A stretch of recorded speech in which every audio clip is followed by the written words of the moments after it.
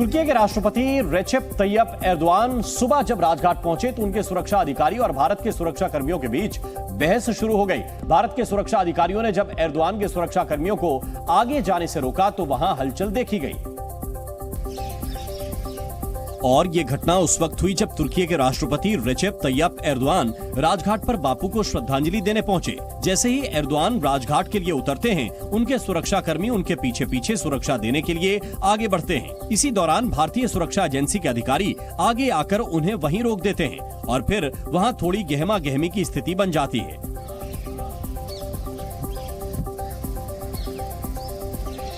जैसे ही नजर पड़ती है राष्ट्रपति एर्दोआन की सहयोगी तुरंत पीछे मुड़कर भारतीय सुरक्षा एजेंसियों के अधिकारियों से बात करती हैं। वो जानकारी देती हैं कि उनके सुरक्षा कर्मियों के पास राष्ट्रपति एर्दोआन का कुछ जरूरी सामान है। इसके बाद वो बैग उन्हें दिया जाता है जिसमें राष्ट्रपति एर्दोआन का सामान था और फिर तुर्की के सुरक्षा कर्मियों को भारतीय सुरक्षा कर्मी साइड कर देते हैं। लेकिन गहमा गहमी यहीं पर खत्म नहीं होती। राष्ट्रपति रेसेप तैयप एर्दोआन के सुरक्षा कर्मियों को रोकने के बाद भारतीय सुरक्षा एजेंसी के अधिकारी राष्ट्रपति एर्दोआन के साथ चल रही उनकी सहयोगी को रोकने के लिए आगे बढ़े। क्योंकि उनकी ट्रांसलेटर उनके पीछे पीछे चल रही होती हैं, तभी उन्हें भारतीय सुरक्षा कर्मी फिर रोकते हैं। भारतीय सुरक्षा एजेंसी के अधिकारी उन्हें दूसरे रूट से जाने की सलाह देते हैं। भारतीय सुरक्षा एजेंसी के अधिकारी उन्हें बताते हैं कि आपका रूट दूसरा है, जबकि राष्ट्रपति एर्दोआन का रूट दूसरा है। इस दौरान जब तुर्की के राष्ट्रपति की उन पर नजर पड़ती है तो उनको ये बताया जाता है कि आपको आगे जाकर प्रधानमंत्री नरेंद्र मोदी से मिलना है। इसीलिए राष्ट्रपति के साथ आने वाले मेहमानों को दूसरे रास्ते से आगे पहुंचाया जा रहा है। जब राष्ट्रपति एर्दोआन को ये पूरी बात समझ आ जाती है तो वो अपनी ट्रांसलेटर को दूसरे रास्ते से चलने को कहते हैं और फिर उनके पास से अपना जरूरी सामान ले लेते हैं। इसके बाद तुर्की के राष्ट्रपति आगे बढ़ते हैं और फिर आगे जाकर प्रधानमंत्री नरेंद्र मोदी से वो मुलाकात करते हैं। इस बार का G20 समिट अब तक का सबसे सफल आयोजन तो साबित हुआ ही है, जिसकी वजह मोदी मैजिक को बताया गया। नई दिल्ली में हुए ऐतिहासिक 18वें G20 समिट को सबसे कामयाब कहने की वजह है क्योंकि ऐसा पहली बार हुआ जब बीते G20 समिट की तुलना में इस बार सबसे ज्यादा काम हुआ। भारत में हुए G20 समिट में 112 मुद्दों पर सहमति बनी है, जो अब तक का सबसे व्यापक और विस्तृत घोषणा पत्र बताया गया। क्योंकि पिछले साल 2022 में बाली में हुए इसी समिट में सिर्फ 27 मुद्दों पर सहमति बन पाई थी, जबकि 2021 में 36 मुद्दों पर तो 2020 में केवल 22 मुद्दों पर ही सहमति बन पाई। यही नहीं, 2019 में 13 तो 2018 में 12 और 2017 में जर्मनी में हुए G20 के समिट में केवल 8 मुद्दों पर ही चर्चा के बाद सहमति बनी थी। इसके अलावा भारत का दबदबा इस बार उसकी पहल पर अफ्रीकन यूनियन को इस ग्रुप में स्थायी सदस्यता दिलाने से भी दिखा। चूंकि अफ्रीकन यूनियन के गरीब देशों को चीन कर्ज के चंगुल में फंसाने की चाल चलता रहा है, इसलिए भारत की पहल पर अफ्रीकन यूनियन को मिली स्थायी सदस्यता को चीन के लिए झटका माना जा रहा है। इस बार लीडर्स समिट डिक्लेरेशन पर आम सहमति बनाकर इसे एक दिन पहले ही जारी किया जाना भी ऐतिहासिक रहा है। फ्रांस के राष्ट्रपति इमैनुअल मैक्रों ने भारतीय शाकाहारी भोजन की तारीफ की।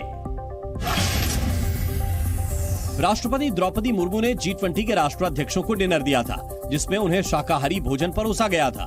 फ्रांस के राष्ट्रपति इमैनुअल मैक्रों ने डिनर की तारीफ करते हुए भारतीय व्यंजनों को वंडरफुल बताया। How was the taste, sir? Wonderful. Made a wonderful taste. G20 सम्मेलन के आखिरी दिन पीएम मोदी ने नवंबर में वर्चुअल सेशन का प्रस्ताव रखा। उन्होंने कहा कि 2 दिनों के सम्मेलन में कई प्रस्ताव और सुझाव आए जिनकी समीक्षा जरूरी है। गृह मंत्री अमित शाह ने G20 के सफल आयोजन पर प्रधानमंत्री नरेंद्र मोदी की तारीफ की और उन्हें बधाई दी। उन्होंने ट्वीट कर G20 सम्मेलन की सफलता को सांस्कृतिक मूल्यों में भरोसा रखने वाले हर भारतीय की सफलता बताया। मॉरिशस के प्रधानमंत्री प्रविंद जुगनाथ कल 2 दिन के दौरे पर वाराणसी जाएंगे और काशी विश्वनाथ मंदिर में पूजा करेंगे। प्रविंद जुगनाथ गंगा आरती में भी शामिल हो सकते हैं। G20 के सफल आयोजन के बाद नवंबर के अंत तक भारत में कई और बड़े कार्यक्रम होने हैं। अगले महीने नए संसद भवन में होने वाले आयोजन में G20 देशों के स्पीकर और पीठासीन अधिकारी विशेष मेहमान होंगे। एक तरफ चीन के प्रधानमंत्री ली कियांग अहिंसा का संदेश देने वाले महात्मा गांधी को श्रद्धांजलि देने दिल्ली के राजघाट पहुंचे, तो दूसरी तरफ चीन का सरकारी अखबार ग्लोबल टाइम्स भारत और अमेरिका के खिलाफ जहर उगल रहा है, क्योंकि G20 सम्मेलन में भारत का दम देखकर चीन चिढ़ गया है। समिट में भारत, मिडिल ईस्ट और यूरोप के बीच इकोनॉमिक कॉरिडोर शुरू करने को लेकर सहमति बनी, जिस पर चीन ने गीदड़ भभकी देते हुए कहा है कि उसे अलग थलग करने का लक्ष्य पूरा नहीं होगा। चीन के सरकारी अखबार ग्लोबल टाइम्स में इकोनॉमिक कॉरिडोर पर चीनी विशेषज्ञों ने अपनी राय रखी है, जिसमें कहा गया है कि आर्थिक कॉरिडोर सिर्फ कागजों तक ही सीमित रहेगा और मिडिल ईस्ट में चीन को अलग थलग करने की अमेरिका की चाल कामयाब नहीं होगी। चीनी विशेषज्ञों ने ग्लोबल टाइम्स में लिखा कि यह पहली बार नहीं है कि अमेरिका ने बहुत कुछ कहा और बहुत कम किया। भारत, यूरोप और मिडिल ईस्ट देशों के बीच एक बहुराष्ट्रीय रेल और बंदरगाह सौदे की घोषणा चीन के बेल्ट एंड रोड इनिशिएटिव और चाइना पाकिस्तान इकोनॉमिक कॉरिडोर का जवाब माना जा रहा है और यही वजह है कि चीन पूरी तरह चिढ़ गया है। ग्लोबल टाइम्स में चीनी विशेषज्ञों ने इकोनॉमिक कॉरिडोर में ब्रिक्स देशों की मौजूदगी पर भी सवाल उठाए। चीन के थिंक टैंक ने कहा कि बाइडेन प्रशासन फिर से गुट की राजनीति में शामिल हो रहा है और अमेरिका चीन विरोधी गुट बनाने के लिए एकजुट हो रहा है। ग्लोबल टाइम्स में चीनी विशेषज्ञों ने लिखा है कि मिडिल ईस्ट देशों के अमेरिका के नेतृत्व वाले इकोनॉमिक कॉरिडोर में शामिल होने से उसे कोई चिंता नहीं है। चीनी विशेषज्ञों ने दावा किया है कि मिडिल ईस्ट पर अमेरिका का असर कम हुआ है और सऊदी अरब और यूएई हाल ही में ब्रिक्स में शामिल हुए हैं। हालांकि G20 के देश इसे बड़ी पहल मान रहे हैं। I think it's an important step forward too.